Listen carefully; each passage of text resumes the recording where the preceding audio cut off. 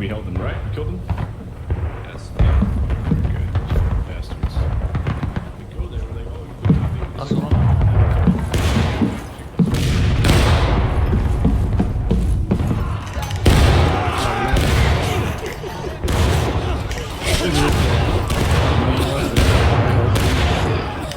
I charge them out.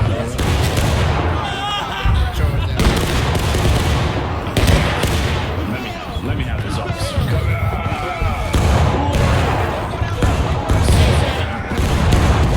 I give you a chance. And you surrender. And now this is what happens.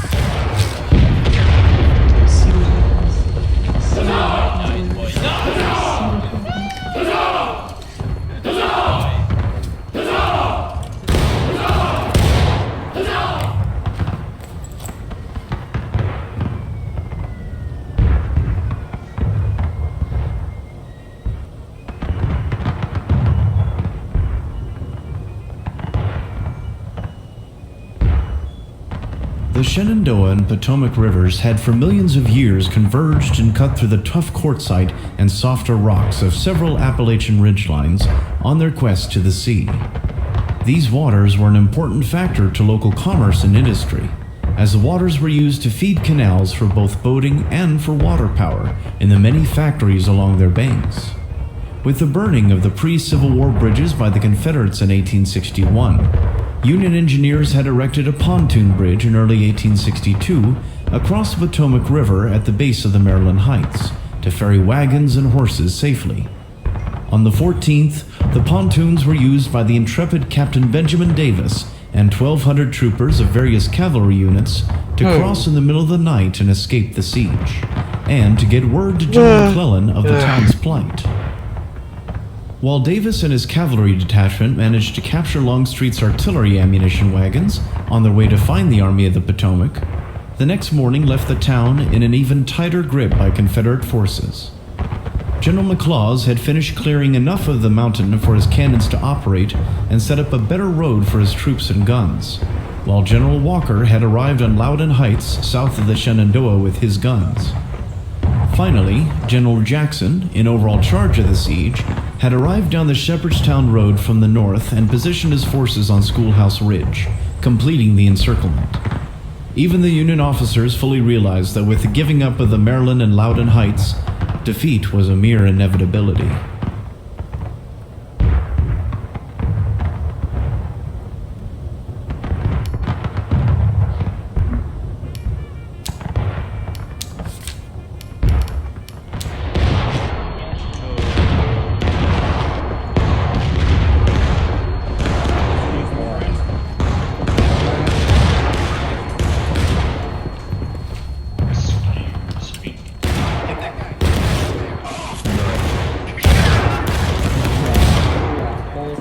Hey, shoot at the leg.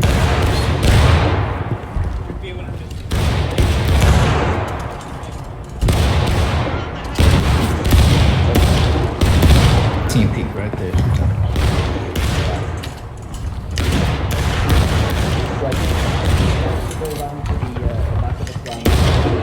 Nice shot.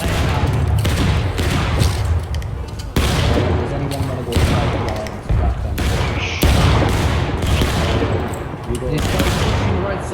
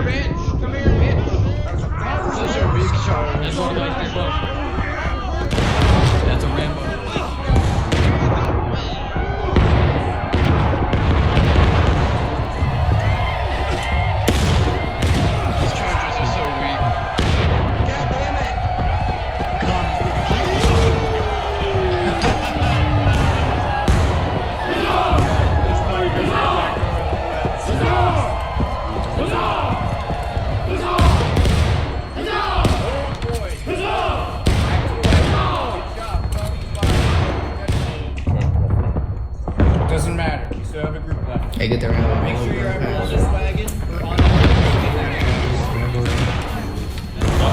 just pile up over there. Rambo and over these with the sword. Yeah. Can you hit him? Pirates of the Caribbean. Yeah, who the hell? Kylo running back here too. Flag bearer, on the wagon. Watch it PK boy. I just want to go scout that ship house with the ship down. I just want to see if there's kind of blankets around there. Somebody want to go around there? Sure, I'll go.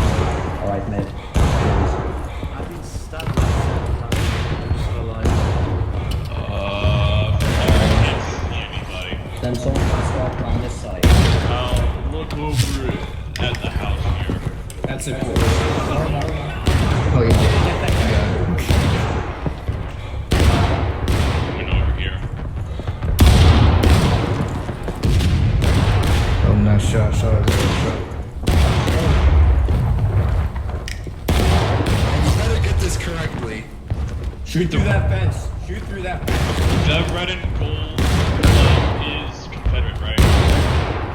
Yes, mate. Okay, I can see it over there.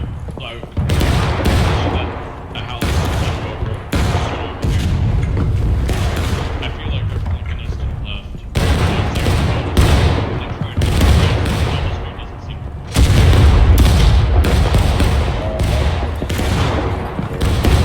But yeah, it makes sense. Just saying.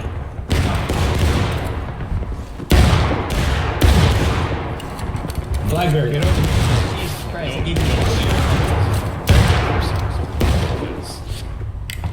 Rebuilds. Get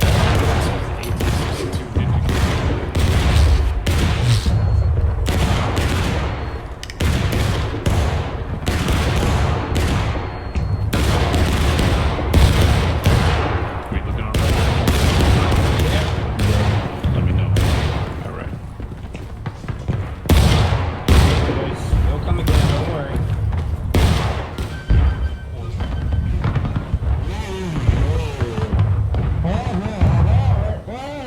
Six. How'd you guys hear me? Why you got that? 6. How'd you guys hear me? The downtown section of Harper's Ferry included many of the important businesses at the point where the peninsula ends. The area also featured the most prominent industry of the town since its purchase by the U.S. government under President Washington in 1796. The Harper's Ferry Armory, which was second only to the Springfield Armory in Massachusetts. The Baltimore and Ohio Railroad also crossed the Potomac at Harper's Ferry, with the first bridge having been completed in 1836. Over the course of the Civil War, however, many businesses would be obliterated by the conflict, not to mention the destruction of both the B&O Bridge and the Shenandoah Bridge that had been used by lumbermen to supply fuel for the armory. Of prominent interest was the infamous John Brown's Fort, which had been the armory's firehouse prior to the fateful night in October of 1859 that led to then Brevet Colonel Robert E. Lee being tasked by President Buchanan with quelling Brown's nascent uprising. Following Brown's refusal to surrender, it only took 3 minutes for Lee and his contingent of local soldiers and Marines to storm the firehouse and capture Brown and his surviving insurrectionists. Prior to the siege, many Union and Confederate soldiers carved out bricks from the structure as souvenirs, though before the siege it had been repaired and used as a storehouse and quartermaster building. It was also the only building to survive the 2 burnings of the armory.